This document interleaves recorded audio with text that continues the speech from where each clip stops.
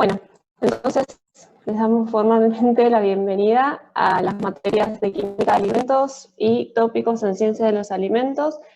Este cuatrimestre vamos a convivir estas dos materias porque teníamos pocos alumnos en ambas y como el plan es el mismo, lo único que cambia es que Química de Alimentos es para quienes estén cursando la carrera de licenciatura en Ciencia y Tecnología de Alimentos y Tópicos es para los estudiantes de maestría. Así que, bueno, nada, vamos a convivir las dos materias vía Zoom.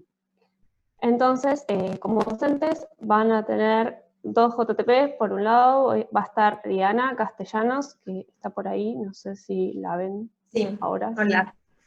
Diana Castellanos va a ser la JTP de Tópicos y, bueno, yo voy a estar como JTP de QA. Bueno, mi nombre es Luciana González, ya lo ven ahí. Y vamos también a contar con la presencia de Pablo Sánchez, que está por ahí también con su cámara, y Julieta Esquiavo. Así que bueno, en fin, básicamente vamos a ser los docentes de las dos materias. Bueno, ustedes son, digamos, la segunda tanda de alumnos de QA, de esta modalidad virtual. El cuatri pasado, si bien medio que fue de repente que tuvimos que hacer la materia virtual, salió bastante bien. Hicimos algunas modificaciones para mejorar respecto al cuatri pasado, pero de cualquier manera les pedimos que si durante el transcurso del cuatrimestre tienen alguna sugerencia o alguna necesidad de cambio de alguna modalidad que estemos haciendo, por favor les pedimos que nos lo comuniquen, así mejoramos lo que podamos. De parte de ustedes les pedimos, bueno, un poquito de participación, así no es simplemente un monólogo de este lado y además para ustedes también es más enriquecedor siempre que haya debates, consultas y demás. Así que no tengan vergüenza, si pueden encender la cámara y nos vemos las caras, lo hacemos un poco más humano, si no, bueno, no pasa nada. Bueno, eso básicamente en cuanto al staff docente y a la materia. Bueno, entonces, unas consideraciones generales. Nosotros vamos a tener, cada materia tiene su campus, pero básicamente el material que subimos a ambos campus es el mismo. Pero todo el material que ustedes necesitan para cursar esta materia va a estar ahí. Así que les pedimos que si no llegan a recibir los mails o no ven el material que les decimos que les estamos subiendo, nos avisen, ¿sí? Porque van a necesitar ese material para, digamos, hacer el seguimiento de la materia. Y tengo que hacer acá un paréntesis únicamente para la gente que sea de QA, ¿sí? De Química de Alimentos, por el tema de las correlativas. Yo creo que ya a esta altura la mayoría de ustedes debe ser del plan nuevo, si no todos, pero en esta transición entre planes de la carrera puede que tengamos alumnos del plan viejo, algunos que hayan hecho la transición entre el plan viejo y el plan nuevo, y otros que sean directamente del plan nuevo. Por eso acá en esta diapositiva les dejamos las correlativas que necesitan. Si vienen del plan viejo, son estas que ven acá, con el recuadro grande. Depende de qué carrera de inicio vengan, van a tener distintas correlativas necesarias. Y si son del plan nuevo, son estas. Si este cuatrimestre se hizo digamos, la salvedad de que química orgánica no la necesitaban completa, necesitaban solo la parte A, porque la B es laboratorio y creo que no sé si la pudieron cursar el cuatri pasado, pero como, bueno, no les podemos chequear la libreta y en el guaraní, si bien yo puedo entrar y ver la información de ustedes, muchas veces las actas no las pasan tan rápido, entonces no veo la información completa de cada uno.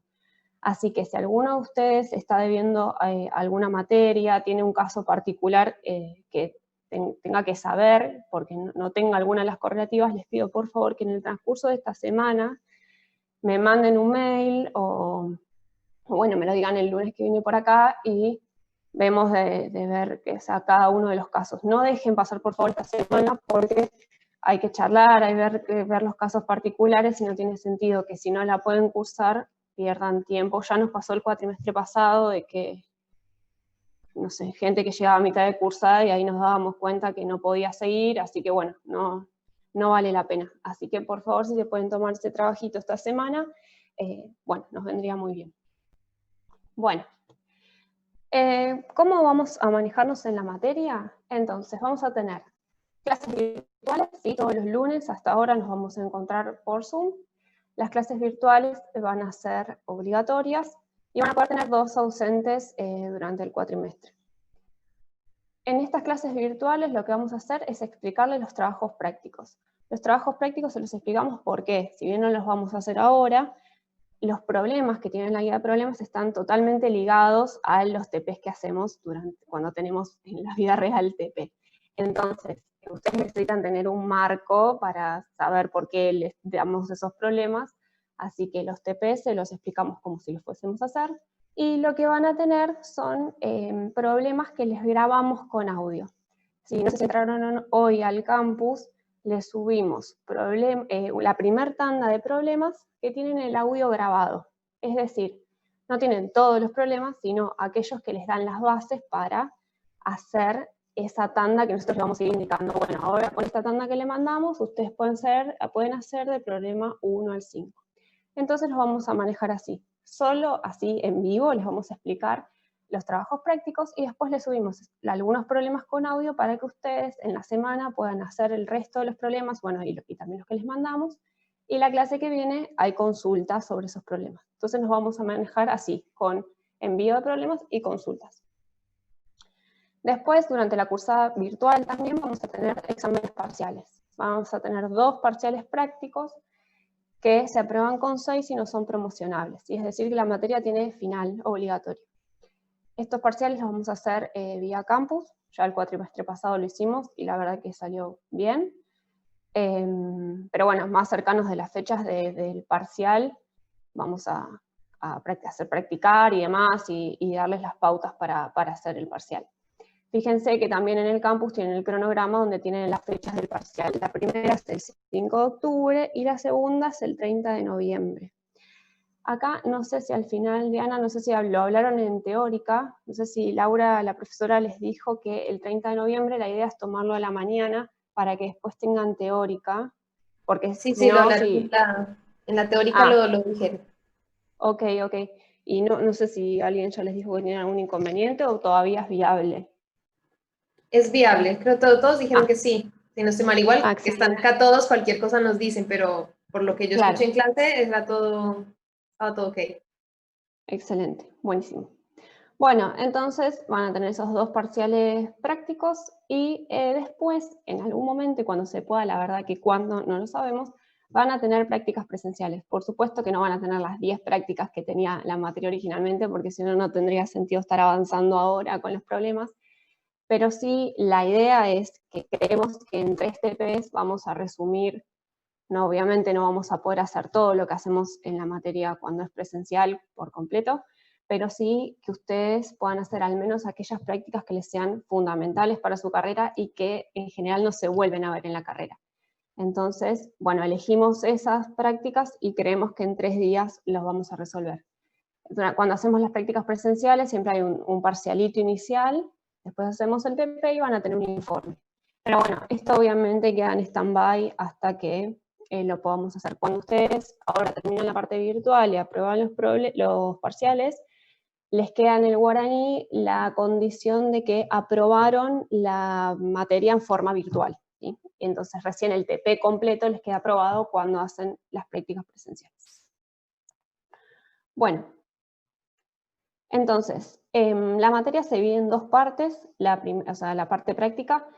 En la primera parte nos dedicamos a hablar sobre métodos analíticos para determinar constituyentes básicos, ¿sí? La idea es determinar los componentes de los alimentos.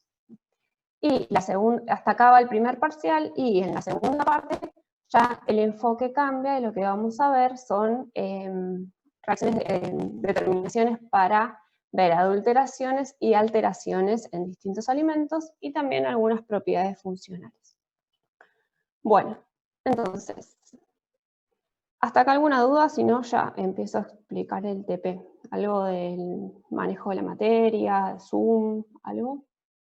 No, todo Ok, claro. buenísimo.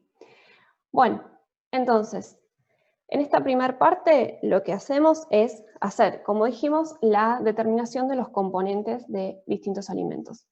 En general trabajamos con dos tipos de alimentos, con galletitas, que usamos galletitas integrales tipo cerealitas, y con productos lácteos que pueden ser leche en polvo o dulce de leche. Y todos trabajan con ambos alimentos. ¿Por qué trabajamos con dos tipos de alimentos? Porque vamos a ver que según la matriz alimentaria, la forma en que determinamos esos componentes alimentarios cambia. Entonces, en galletitas vamos a determinar humedad, cenizas, grasas y fibra, y en leche o en dulce de leche vamos a también determinar humedad, pero de una manera distinta, proteínas y grasas, que también se repite, pero van a ver que va a haber cambios en la metodología. Bueno, entonces, empezamos con lo que es la determinación de humedad y sólidos totales, que es muy importante y ampliamente utilizada, no solo en productos terminados, sino también durante los procesos, ¿sí? En línea. Por ejemplo, no sé si yo estoy haciendo un panificado y quiero saber si los hornos están funcionando bien o algún cereal que tenga que secar, se utiliza mucho la determinación de humedad en línea. ¿Por qué es tan importante la determinación de humedad? Porque afecta un montón de cosas. Por un lado, afecta todo lo que es aceptabilidad del consumidor. Ustedes saben que la humedad está totalmente relacionada con la textura, la apariencia, el sabor. Fíjense, por ejemplo, una galletita que está cerrada en su paquete herméticamente, mantiene su crocancia y cuando la voy a comer está seca y crujiente. En cambio, si el paquete quedó mal cerrado o que tiene una falla durante el envasado en planta, la galletita va a tomar humedad ambiente, se va a ablandar y ya la textura no va a ser la deseada. Eso puede ser un ejemplo. También para detectar adulteraciones, ¿sí? Para ver si un alimento es genuino o, por ejemplo, fue adulterado y fue aguado. Entonces, digamos, bajan los costos de una manera no legítima. Y también, y no menos importante, es que cuanto mayor contenido de agua tiene el alimento, pueda aumentar la actividad de agua, entonces aumenta la predisposición al desarrollo microbiano, que deterioraría el alimento, y también al desarrollo de otro tipo de reacciones no deseadas, como pueden ser el pardeamiento, oxidación de lípidos y demás. Bien, ¿qué pasa? El agua es bastante difícil de determinar de manera exacta. ¿Por qué? Porque no es que tengo agua en un vaso y yo, bueno, cuantifico este agua. El agua en un alimento está interaccionando con un montón de otros compuestos que hay en la matriz, como proteínas, sales, azúcares. Entonces, o sea, yo quiero sacarla, quiero separarla de todos esos componentes para cuantificarla y resulta que ese agua que está fuertemente interaccionando con otros componentes no es fácil de separar para medir. Por lo tanto, lo que se hace es buscar tener métodos reproducibles, repetibles y reproducibles, es decir, estandarizados o normalizados para que si yo siempre hago el mismo método, obtenga resultados comparables, ¿sí? Bueno, ¿qué métodos se utilizan para determinar agua? Hay varios, ¿sí? Hay bastantes métodos. Algunos de los más comunes son deshidratación hasta peso constante o deshidratación bajo condiciones estandarizadas, es decir, cierta cantidad de tiempo a cierta temperatura. Este es el método como más común, pero después hay otros métodos también fáciles y rápidos como refractometría, que se usa mucho en miel, eso lo vamos a ver en la segunda parte de la materia. Y hay otros métodos, como pueden ser métodos químicos. Hay un método que se llama Carl-Fischer, que es químico, se usa, por ejemplo, para alimentos con muy bajo contenido de agua. Hay métodos cromatográficos, y van a ver un montón de otros métodos. Hoy nos vamos a enfocar en lo que es deshidratación, pero los otros métodos los pueden leer en los apuntes teóricos. Si se fijan en el campus, tienen una solapa que se llama apuntes teóricos. Hoy le subimos el apunte de determinación de contenido de agua y el de muestreo. Cada punta a su vez tiene relacionado su cuestionario. Entonces la idea es que ustedes, si bien acá les vamos a explicar cómo determinar humedad, la idea es que ustedes vayan al apunte teórico y amplíen también su conocimiento sobre otros métodos que hay para determinar contenido de agua.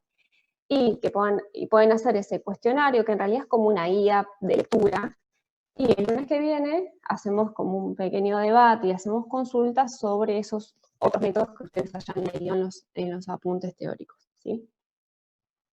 Bueno, entonces empezamos. Para la determinación, entonces, del contenido del agua en alimentos tipo galletitas, ¿sí? Pueden ser galletitas, en cereales, en panificados.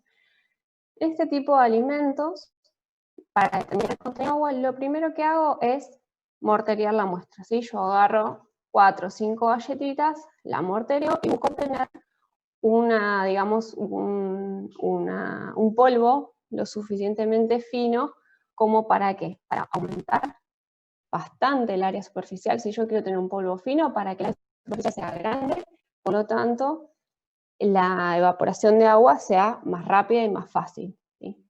Y por otro lado, ¿para qué me sirve tener un polvo fino? Porque cuanto más chiquito se hace polvo, en los 3 gramos después que yo peso de muestra para decir, bueno, cuánta humedad hay en 3 gramos, necesito tener una muestra representativa, ¿sí? Yo acá voy a moler, no sé, agarro un paquete de galletitas y agarro 4 o 5 galletitas, que las tendría que agarrar al azar. Las mortereo y cuanto más chiquitito sea la granulometría, más probabilidades tengo de agarrar un poquito de cada galletita. A su vez, tengo más probabilidades de agarrar un poco del borde de la galletita, que seguro es más seca que el centro, y un poco del centro de la galletita, que va a ser más húmedo, ¿sí? Esto de agarrar 4 o 5 galletitas tiene que ver con el muestreo, ¿sí? Ustedes en realidad, por ejemplo, en TPE partirían de un paquete de galletitas, pero cuando en realidad uno va a comprar las galletitas para muestrear y para hacer una determinación, tendría que agarrar del estante donde se ponen las galletitas al azar X cantidad de paquetes, ¿sí? Eso tiene que ver con el muestreo. Y cada alimento tiene su plan de muestreo. Por ejemplo, muestrear paquetes de galletitas es bastante simple, porque el plan seguro será, no sé, agarrar 5 paquetes al azar de galletitas, después de cada paquete agarrar tantas galletitas y así vamos haciendo una muestra lo más representativa posible. Pero ¿qué pasa? Si yo de repente tengo, no sé, aceite a granel, el plan de muestreo va a ser totalmente diferente. O si tengo, por ejemplo, una galletita rellena. Entonces tengo que ver qué me interesa, determinar solo el contenido de humedad de la tapa, solo el contenido de la humedad del relleno o todo. Y entonces tengo que hacer una muestra completa de relleno más tapa.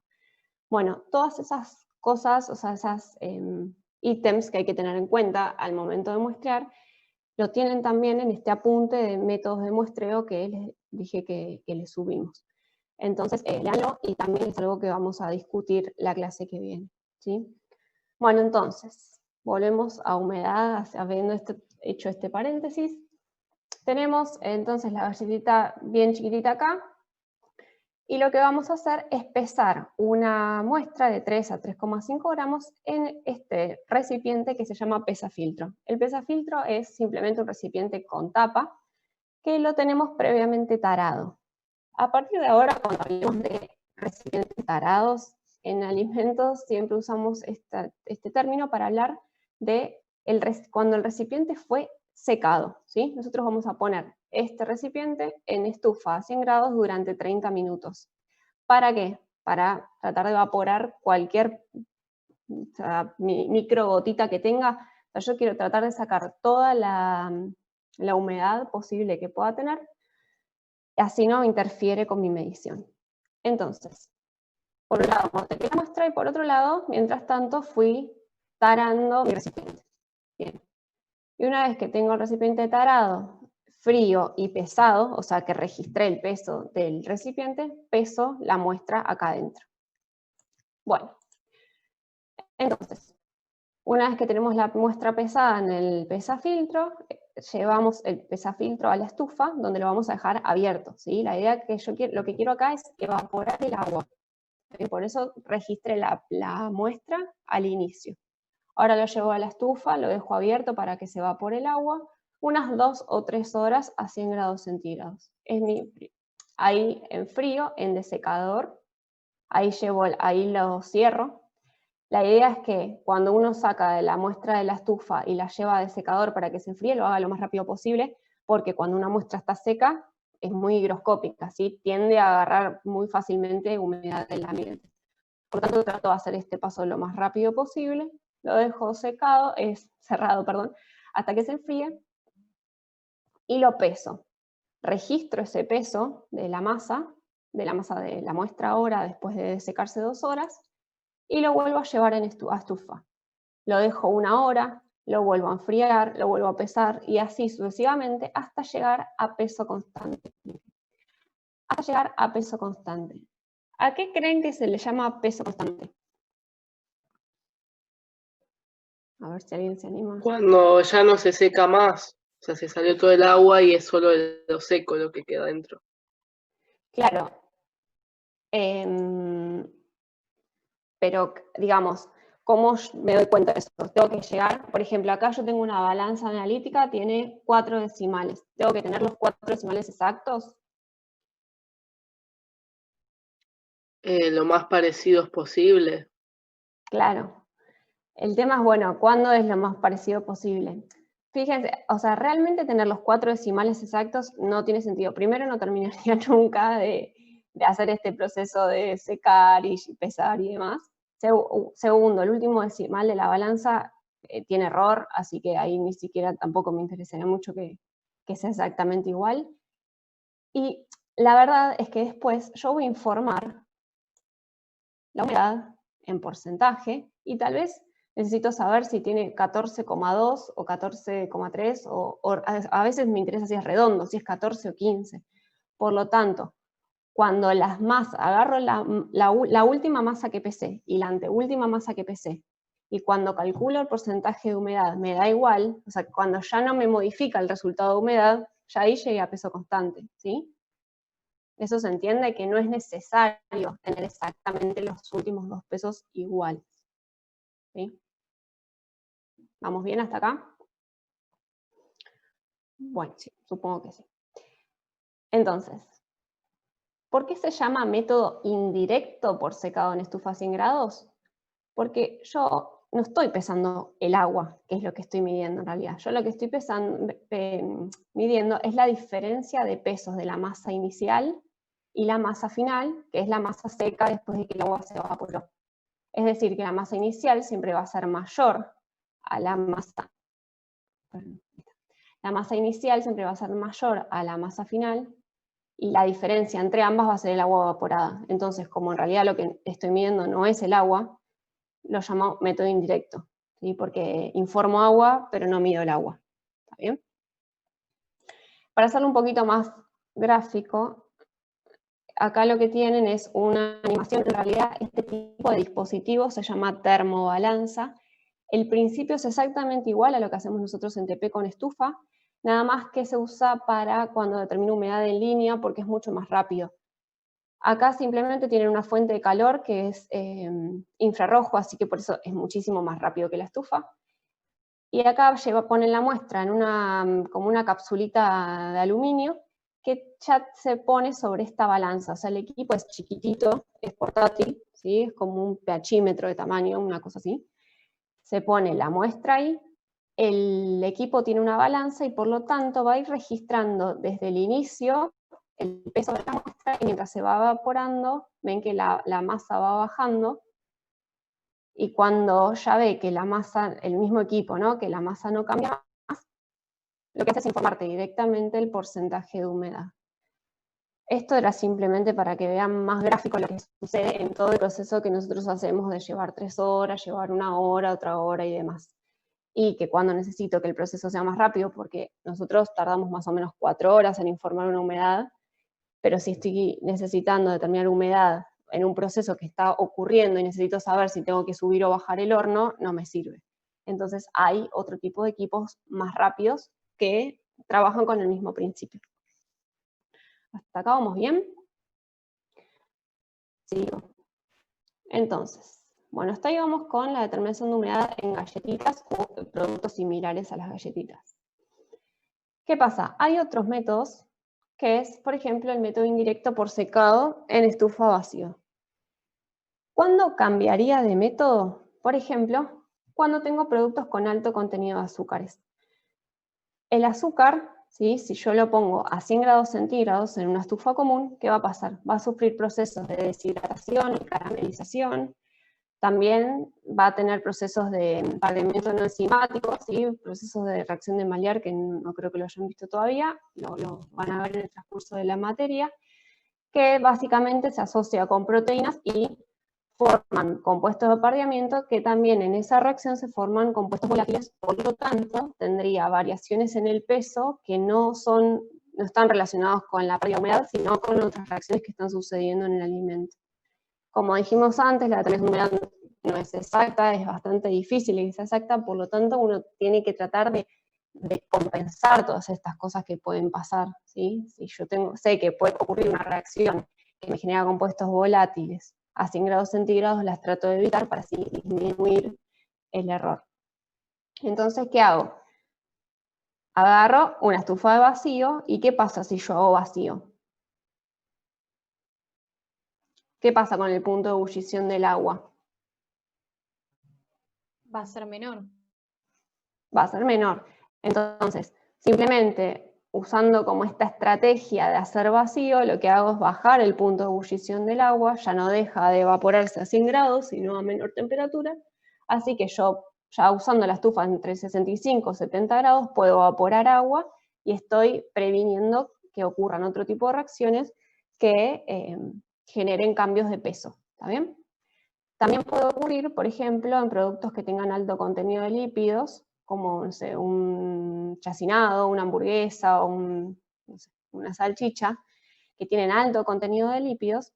En ese caso, si yo dejo un producto con mucha cantidad de lípidos a alta temperatura y en presencia de oxígeno, ¿qué va a pasar con los lípidos? Se van a oxidar y también voy a tener cambios en el peso que no tienen que ver con la determinación de humedad. Entonces, en ese caso, no necesito bajar tanto la temperatura, pero sí lo que necesito es sacar el oxígeno del medio. Entonces, ahí lo que hago es usar directamente una estufa de vacío, que puede usarla a 70 grados, no hay problema, pero si quiero acelerar el proceso, la puedo seguir usando a 100, total, si no hay oxígeno en el medio, esa oxidación no va a ocurrir, ¿sí? Entonces, en el caso de la leche en polvo y el dulce de leche, que tienen azúcares propios de la leche, y bueno, el leche tiene azúcares agregados además y tiene grasa, vamos a usar este método es indirecto, es también por secado, pero lo vamos a hacer en estufa de vacío, ¿sí? Para evitar que ocurran estas reacciones que nombramos anteriormente. El principio es el mismo, en el caso de la leche en polvo, directamente la peso en un pesafiltro previamente tarado. En el caso del dulce de leche, usamos otro tipo de recipiente. Vamos a usar un cristalizador que en el fondo tiene arena calcinada y una varilla. Todo este sistema, o sea, las tres cosas, las taré, o sea, las llevo a una estufa a 100 grados, 30 minutos, en frío y peso, registro del peso de todo esto. Y el dulce de leche lo voy a mezclar con la arena calcinada y ese va a ser mi sistema para medir la humedad en dulce de leche o en productos líquidos como leche fluida. ¿Por qué se les ocurre que no lo pongo acá y uso arena calcinada?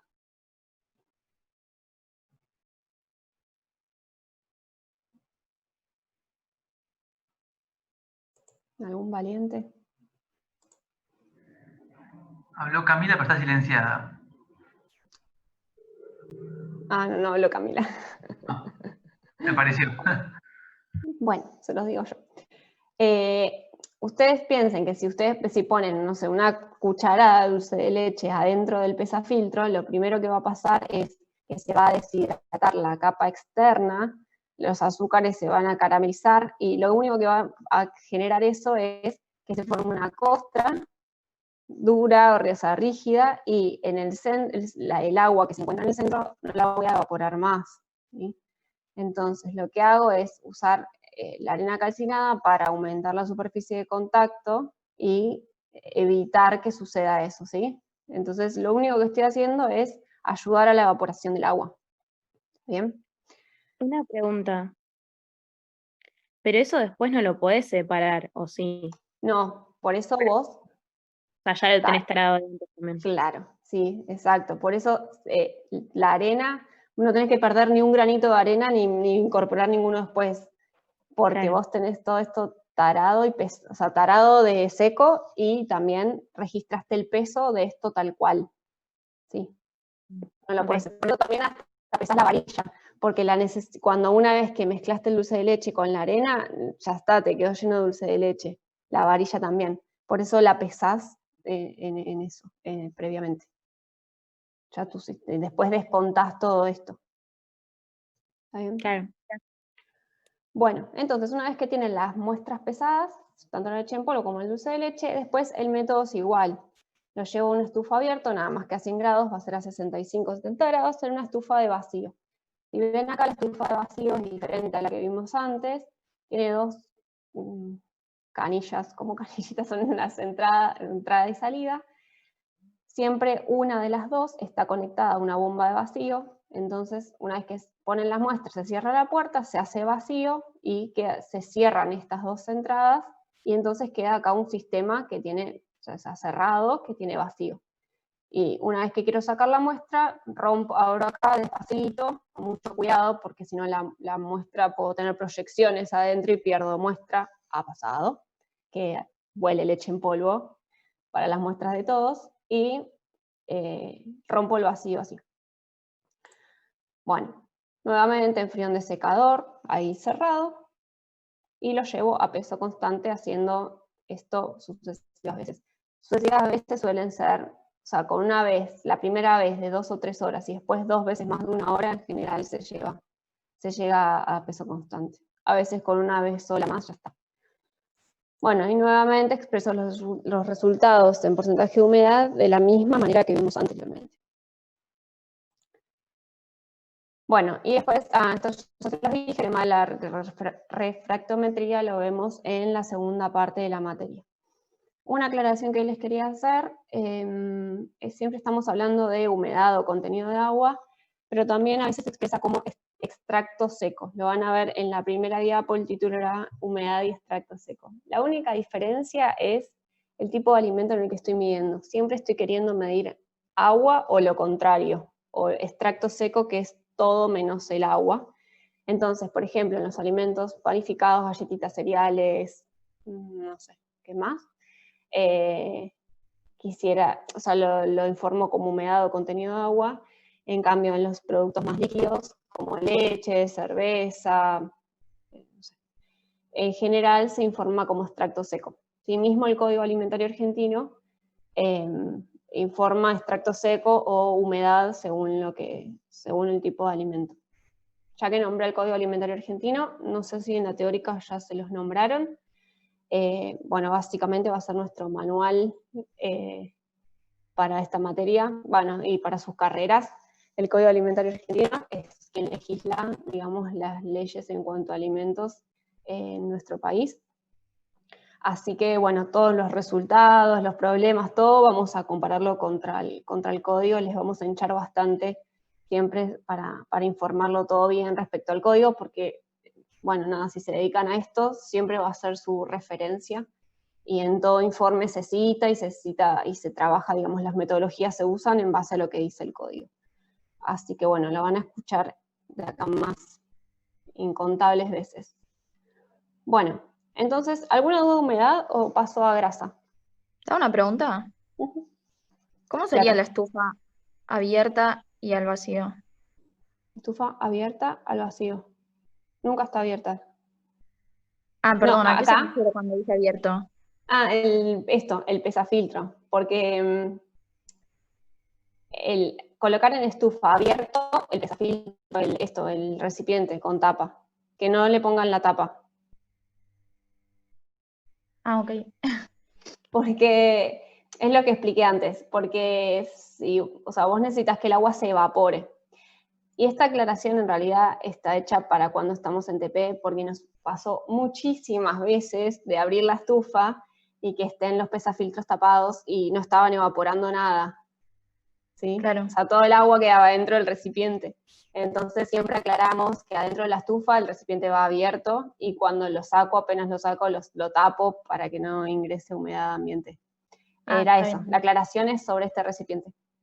Gracias. No, claro, no podrías tener una estufa en vacío abierta, porque no funcionaría. Bueno. Entonces, continuamos con grasa. ¿Por qué quisiera entonces determinar grasa? Bueno, por supuesto, si quiero conocer el valor nutricional de un alimento. Después, también muchas veces puede ser por genuinidad, porque, por ejemplo, en el caso de las leches, el Código Alimentario me pide un mínimo de 3% en una leche entera, entonces tengo que poder cuantificar y conocer la cantidad de grasa. sobre todo para saber que no haya sido aguada, que sea genuina y demás. También, por ejemplo, puede ser necesario en el caso de tenernos alguna oleaginosa de la que quiero extraer aceite para saber cuál va a ser el rendimiento, bueno, etc. Entonces, nuevamente hay un montón de formas de determinar el contenido de grasa. Acá vamos a ver 2, pero después le vamos a subir el apunte también de otros métodos que hay. Vamos a ver 2 métodos muy comunes, o sea, muy utilizados, en 2 tipos de matrices diferentes. Por un lado, vamos a ver el que usaríamos en galletitas, que es una extracción directa con solventes orgánicos, ¿sí? Y después les explicamos el siguiente. En este tipo de, digamos, de metodología de extracción, de cuantificación de grasa, lo utilizaríamos en aquellos alimentos, fritas, cárnicos, panificados, que, digamos, la grasa está ahí, está disponible. Si el solvente pasa por al lado, se la va a llevar y entonces yo después la voy a poder cuantificar, ¿sí? O sea, en este método lo uso cuando tengo la grasa, entre comillas, libre para que pueda ser extraída con un solvente orgánico. Bueno, para este método se usa este equipo, ¿sí? Que se llama Soxhlet, que lo que hacemos es, en primer lugar, pesamos 2 gramos de muestra, ¿sí? Molida nuevamente, en un cartuchito de celulosa, ¿sí? Esto que está dibujado acá es un cartucho de celulosa. Ahí voy a pesar 2 gramos de muestra y lo voy a tapar con un algodón para evitar que la muestra se vaya a algún lado. Acá tengo que tener 2 cosas en cuenta. Que la muestra esté lo suficientemente molida para poder extraer fácilmente las grasas. Y si meto un pedazo de galletita, probablemente la grasa del centro no la saque. Así que necesito que esté suficientemente molida.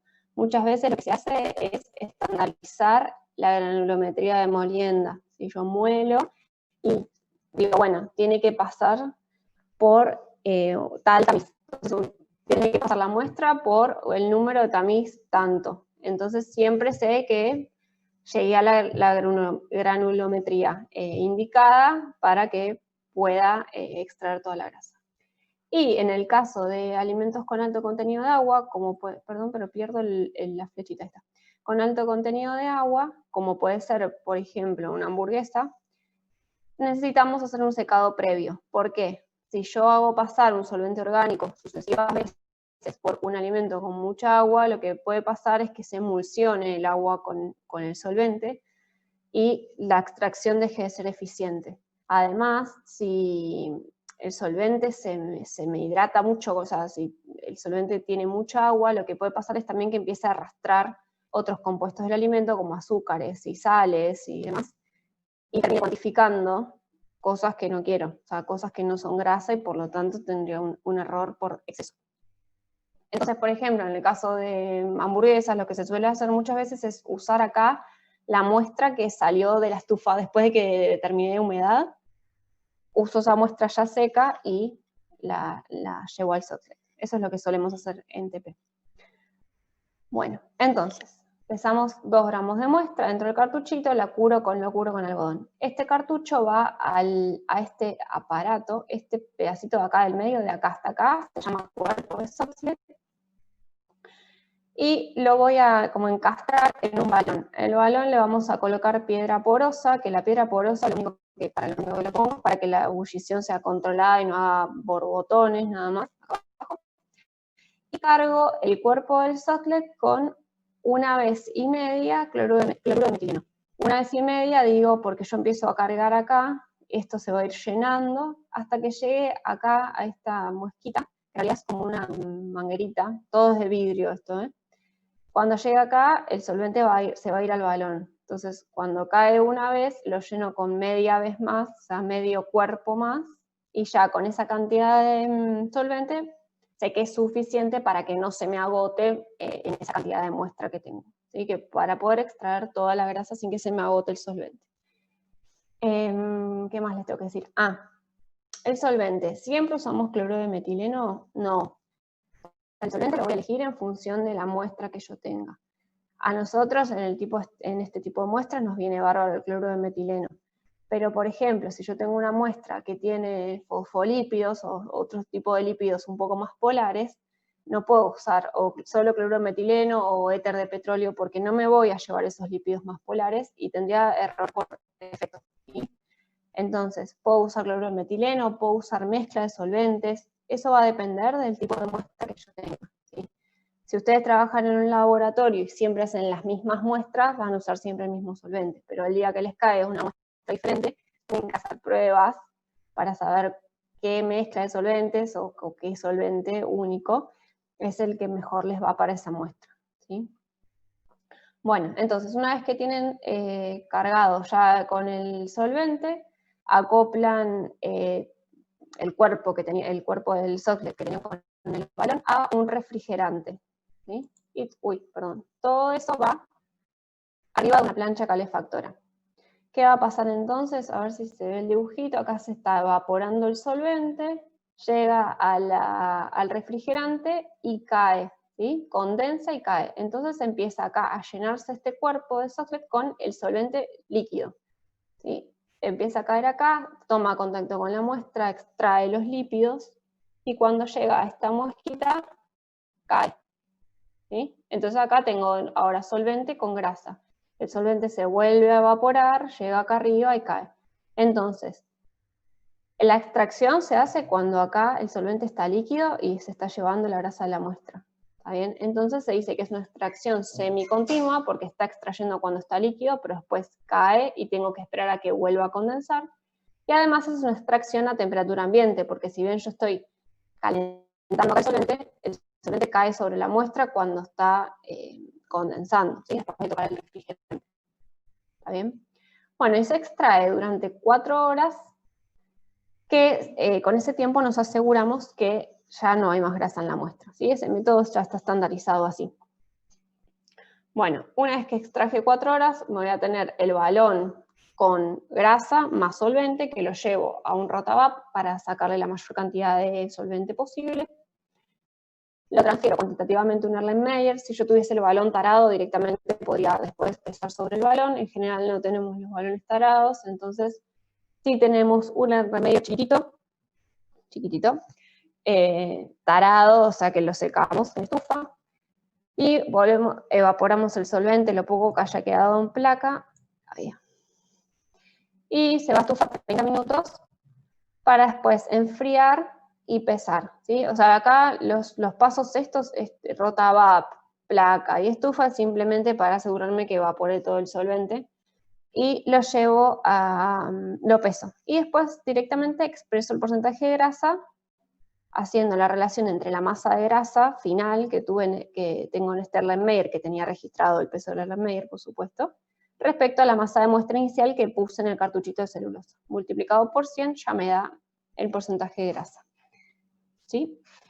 Ahora vamos a ver lo mismo, pero en un videito, así lo ven un poquito más gráfico.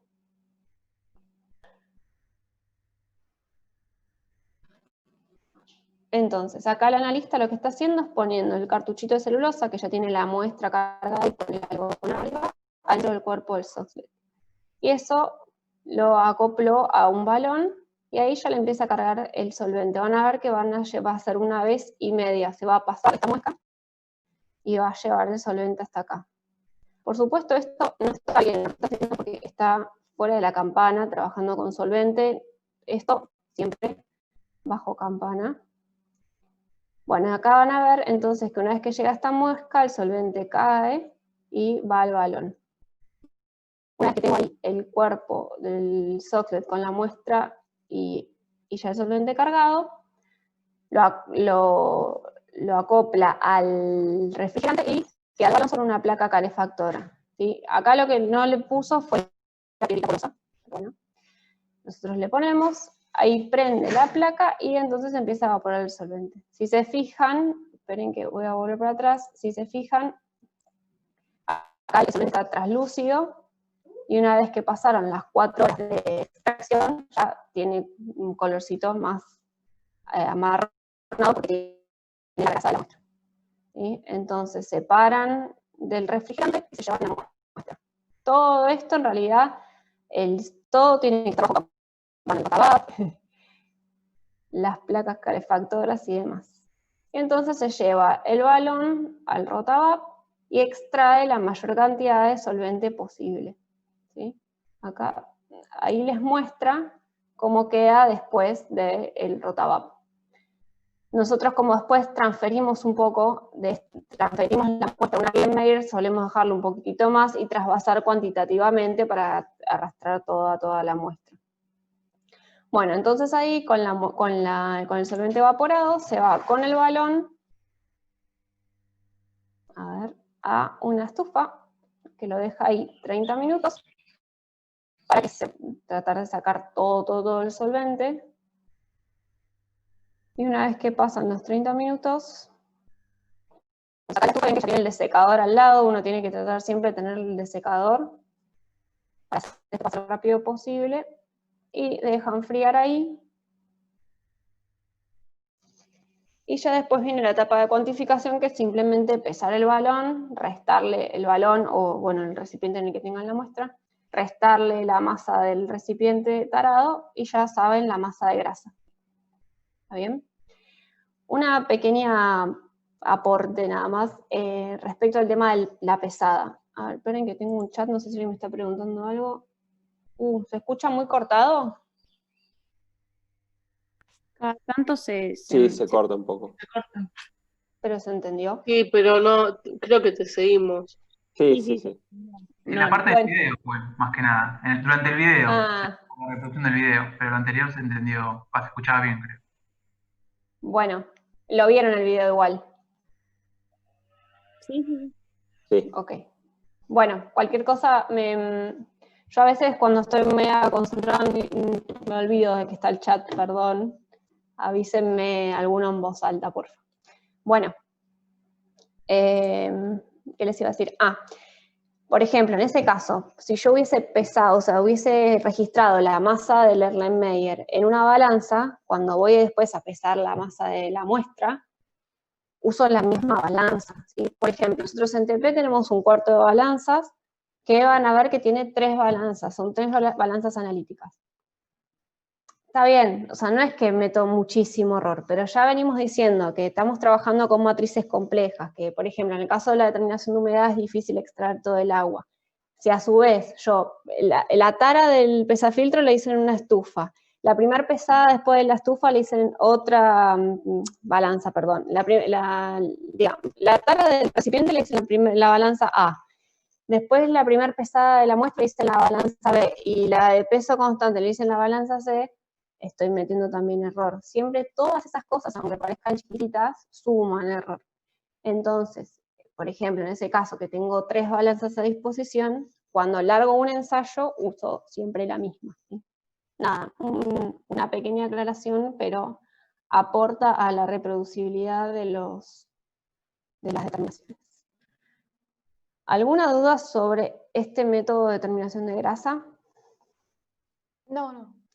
Bueno, igual ustedes este PowerPoint lo tienen subido en el campus, así que cualquier cosa repasan de ahí o la clase que viene nos consultan. Bueno, entonces nos queda el segundo método de determinación de grasa que vamos a ver acá, que es para aquellos alimentos que no tienen así tan disponible la grasa como las galletitas o los cárnicos, y son, por ejemplo, los productos lácteos. Aquellos alimentos donde la grasa se encuentra muy emulsionada, ¿sí?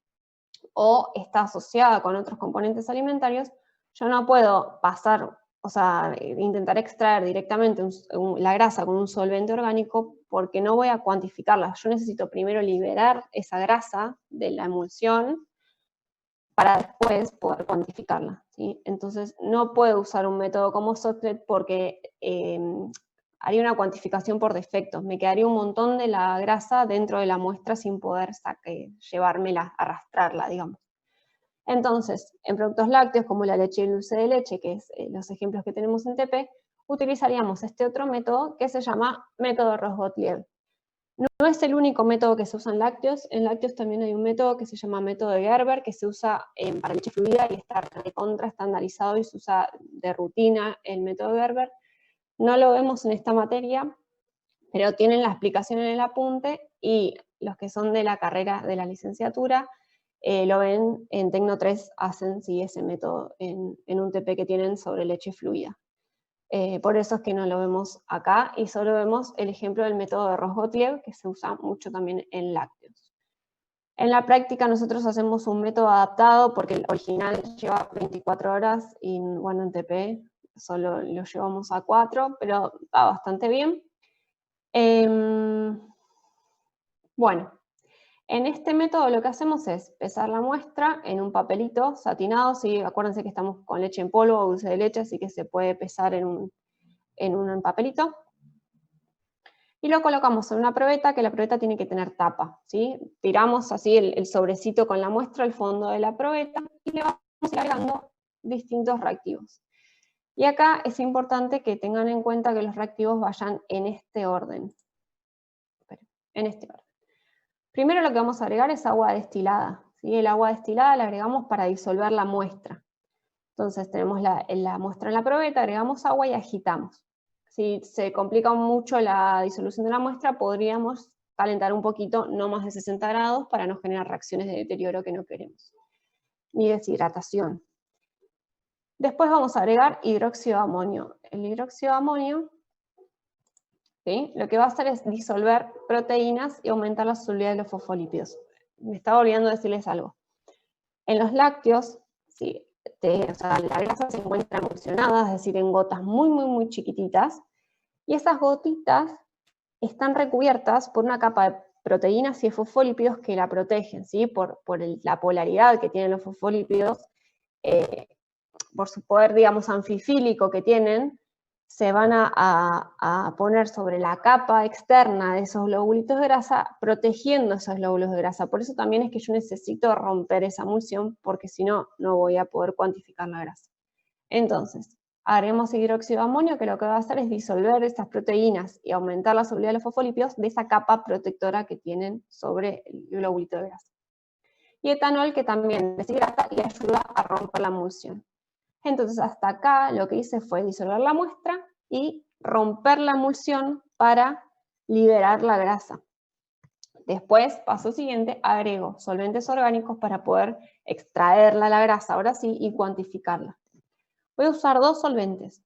Por un lado, primero agregamos éter etílico, ¿sí? El éter etílico lo que va a hacer es disolver los lípidos, ¿sí?, porque es un solvente orgánico, pero como es, digamos, bastante polar, va también a arrastrar parte del agua y otros componentes hidrosolubles como azúcares, sales, proteínas y demás.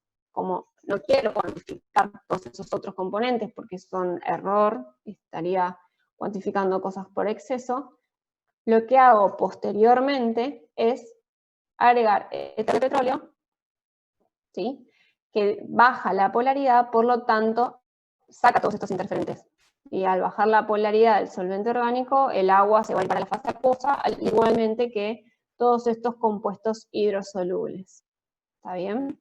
¿Podría usar únicamente petróleo? Digo, bueno, me ahorro el paso si yo necesitaba el éter de petróleo.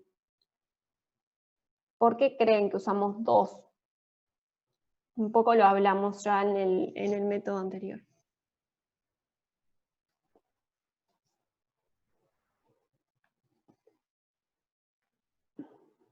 ¿Me disolvería los fosfolípidos, por ejemplo, que tengo en la muestra, el éter de petróleo? No, el problema es ese. El problema es que, por ejemplo, tengo fosfolípidos, tengo grasas que son un poco más polares. Entonces, como también las necesito cuantificar porque no dejan de ser grasas, necesito tener ambos solventes y generar una polaridad intermedia de manera de llevarme todas las grasas. ¿Está bien? Bueno, entonces una vez que tengo todo en la probeta, leo el volumen final y lo dejo 4 horas tapado. Tapado porque estoy trabajando con solventes, si no se me evapora todo. Y de la fase orgánica, que es la fase superior, voy a tomar 10 mililitros con pipeta aforada, ahora vamos a ver por qué, porque aforada. Y de esa muestra que tomé de la fase orgánica, evaporo en un cristalizador tarado, y ya después expreso, o sea, obtengo la masa de grasa y expreso el resultado en porcentaje. Vamos a ver ahora nuevamente estos mismos pasos, pero con imágenes, a ver si se hace un poco más claro. Peso la muestra en papel satinado, hago un bollito más o menos, y va al fondo, acá un bollito de papel, con la muestra al fondo de una probeta. Agrego en primer lugar el agua para disolver la muestra, agrego el hidróxido de amonio, que va a disolver las proteínas y los fosfolípidos. Obviamente acá aparecen dos fases, va a ser todo una, esto va a estar todo mezclado, era simplemente una cuestión gráfica. Agrego etanol, agito, también todo esto me va a quedar una sola fase acuosa. Posteriormente agrego éter etílico, agito, y agrego éter de petróleo y agito, ¿sí? En cada paso agito, por lo tanto, voy a obtener dos fases, una fase acuosa y una fase oleosa, ¿sí? Entonces, ahí leo el volumen por si se me llega a evaporar algo, pero en realidad acá estoy poniendo 10 mililitros de éter etílico, 10 mililitros de éter de petróleo, tendría que tener 20 mililitros de fase orgánica. Bueno, de esos 20 mililitros de fase orgánica que están en la fase superior, voy a pipetear 10 mililitros con pipeta forada, y los voy a pasar a un cristalizador que previamente lo tenía tarado, es decir, lo llevé a estufa y después lo dejé enfriar y lo pesé y registré ese peso. Y ese cristalizador tarado lo voy a llevar a secar porque necesito evaporar el solvente, ¿sí? 30 minutos a estufa y peso. Registro ese peso y entonces ahora expreso la grasa en porcentaje. ¿Qué pasa? Yo necesito expresar la grasa en porcentaje masa-masa. El tema es que yo acá tomé 10 mililitros de una fase de 20, entonces tenemos que ver acá un poquito las cuentas. Fíjense, ustedes tomaron acá 10 mililitros de fase orgánica, ¿está bien? De esos 10 mililitros de fase orgánica lo evaporaron y cuantificaron. Dijeron, bueno, en estos 10 mililitros de fase orgánica tengo X gramos de grasa. Entonces, en 20 mililitros de fase orgánica, que era la totalidad de la fase orgánica que ustedes tenían, va a haber el doble, y gramos de grasa, ¿sí? X por 2. ¿Está bien? Por eso la idea es que verifiquen, cuando te pasaron las 4 horas, que verifiquen si tienen todavía los 20 mililitros de fase orgánica, porque si algo se evaporó, acá en vez de referencia a 20, referencio a 18. Total, la grasa no se va a ver evaporada, se va a evaporar el solvente, entonces acá tendría que verificar que tenga 20. ¿Está bien? Entonces digo, si en toda la fase orgánica tenía Y gramos de grasa, en la masa de muestra que pesé tenía Y gramos de grasa, porque toda la grasa de mi muestra está ahí, está en esa fase orgánica. Entonces, cada 100 gramos de muestra, ya ahí hago la cuenta y me da el porcentaje de grasa peso en peso. ¿Sí? ¿Se entendió? Sí. Fue Sí, mucha sí. información de repente. Bueno, Una pregunta, ¿no Sí. estaba tapado igual? Si se evapora, Sí. ¿no condensaría? ¿O no? ¿si se evapora qué? ¿No condensaría de vuelta y tendrías 20 mililitros de fase orgánico Sí, igual? por supuesto que no debería, o sea, al estar tapado no debería evaporarse. Alguna vez pasa que queda mal tapado o la tapa no era exactamente esa probeta. O sea, si vos lo hicieras en un laboratorio de rutina con los elementos que son y siempre los mismos, no te pasaría. Pero esto es más para el TP que tenemos nosotros en TP, que hay 20.000 tapas dando vueltas, con 20.000 probetas, tal vez no usan la tapa que le corresponde a esa probeta y puede pasar que alguna vez se les evapore, pero en TP como que es un poco más desvolado, por así decirlo, que en un laboratorio que estamos haciendo las cosas como de análisis de rutina. Es más para el TP. Pero en el caso de que pase, simplemente corrijo acá con el volumen de fase orgánica que tengo. También, perdón, también tienen que tener en cuenta que a veces los solventes interaccionan entre sí un poco y a lo mejor se puede o aumentar un poquito el volumen o disminuir en la mezcla. Entonces por eso está bueno verificar el volumen en la probeta. Excelente, gracias Juli. No, de nada. Bueno, si no tienen más dudas de grasas, pasamos a la siguiente determinación que la explica Pablo. Bueno, voy a dejar de compartir. ¿Compartís vos, Pablo? Dale. Después para